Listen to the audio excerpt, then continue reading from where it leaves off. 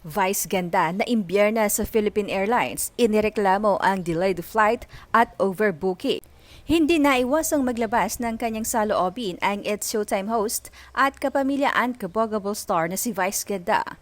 Ito ay matapos ang insidenteng aniyay delayed at overbooking ng Philippine Airlines mula sa Bangkok. Sa kanyang Twitter account o ngayon ay X, inihayag ni Vice ang kanyang pagkadismaya sa pangyayari.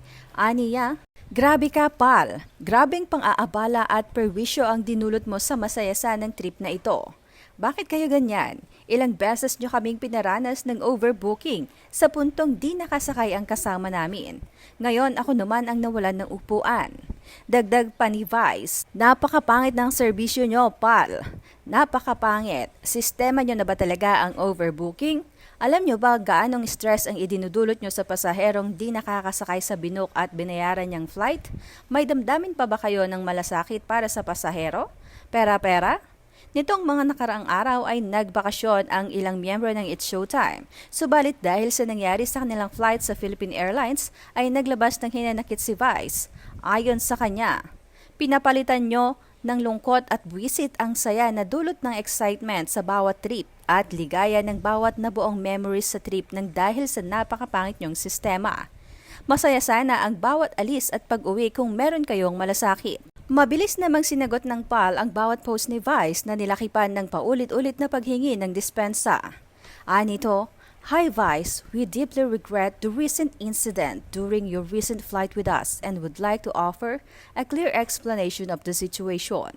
First and foremost, we want to clarify that the flight was not overbooked and we operate with the utmost commitment to safety.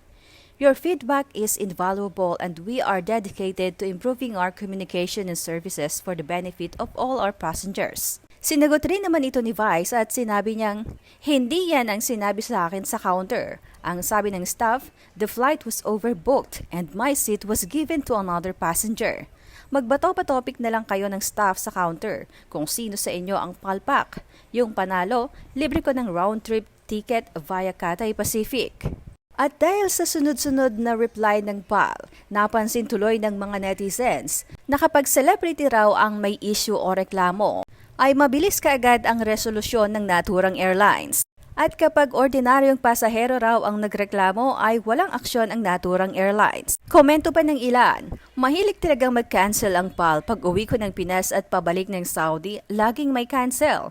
Normal na sa kanila ang cancel at delayed." Dagdag komento ng isa, "If simpleng mamamayan di agad sasagot, sana all ganyan ang bilis ng pagsagot nyo sa mga queries ng pasahero nyo. I also admire Vice Ganda sa pag-call out sa inyo. Palitan na siguro mga nagpapalakad dyan na di maayos."